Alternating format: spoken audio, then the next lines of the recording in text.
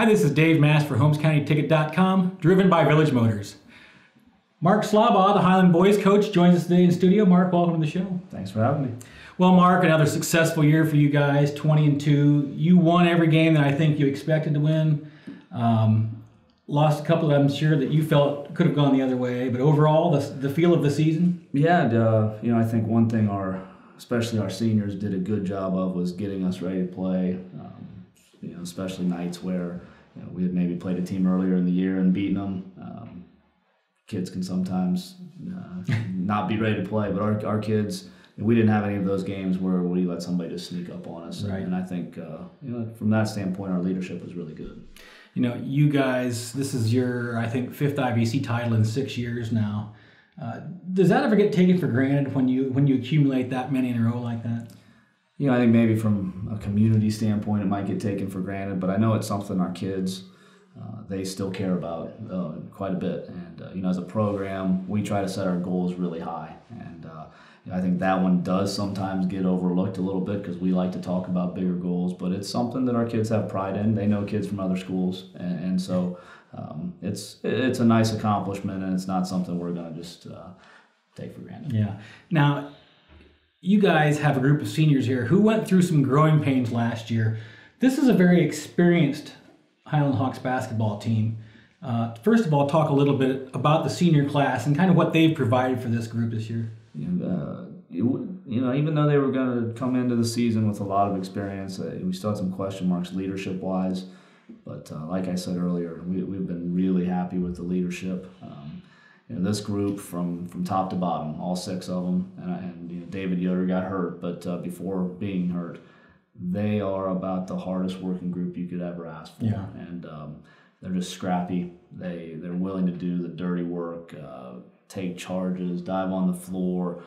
People see it in games, and our practices are probably even more intense because they're going against each other. So they lead by example.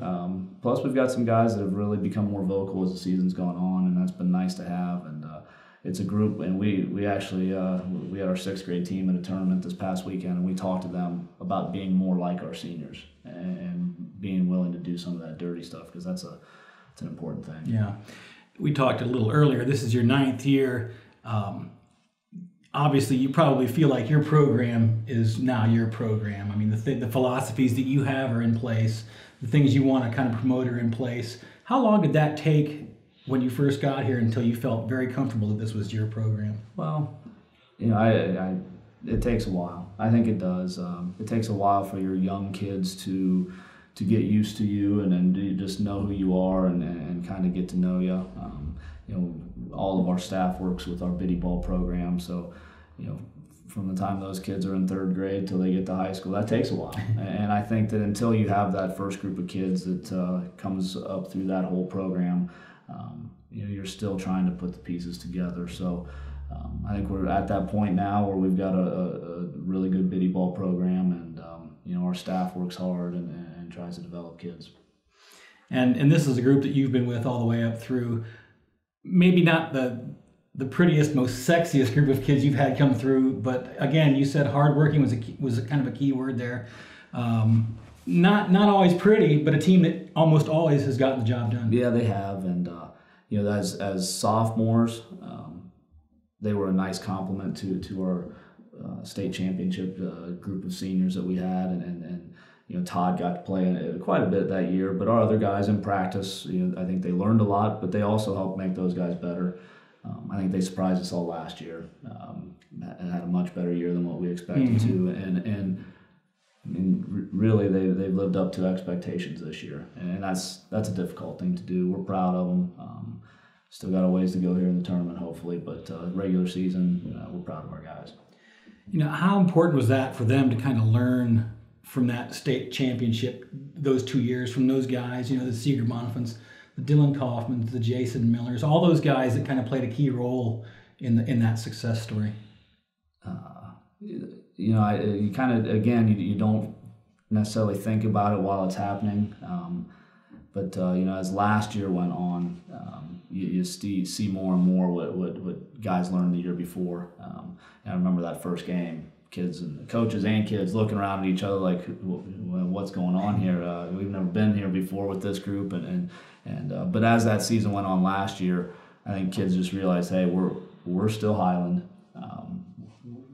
We're expecting to win these games, and it didn't take long for guys to just gain confidence in that. And I think this year that's grown. That I think this group of kids thinks that they belong with some of the better teams in our program's history, and they've got a lot to prove yet come tournament time, but they have that belief, and they play like it. They play really hard, and they don't take a lot for granted out there on the floor because we aren't the prettiest team, and they know that. They've accepted that as all right. Probably dwell on that and actually use that as motivation, don't they? They do, and we know that games we play are going to be they're going to be fights. They're going to be ugly. They're going to be physical, but a lot of teams aren't willing to play in those games, and our kids it's the group we have right now.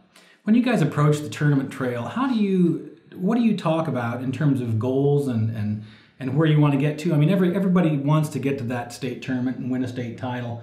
How do you approach, talking to the kids about these goals down the road?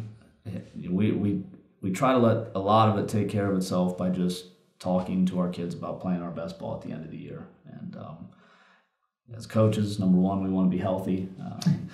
Number two, we feel it's really important to be shooting the ball well at the end of the year. We feel like we've shot it well lately, but we're spending a lot more time shooting the ball in practice than we have, and we just try to prepare. Our coaches are driving out. We're all scouting. Any chance we get, we feel like if we prepare and our kids are playing their best at the end of the year, we're going to give ourselves a chance, and that's what we talk about more than anything else. And I think really this group has done that, because right now I think you guys are playing just about as well as you have all season. We are, and we've kind of had Brennan get hurt.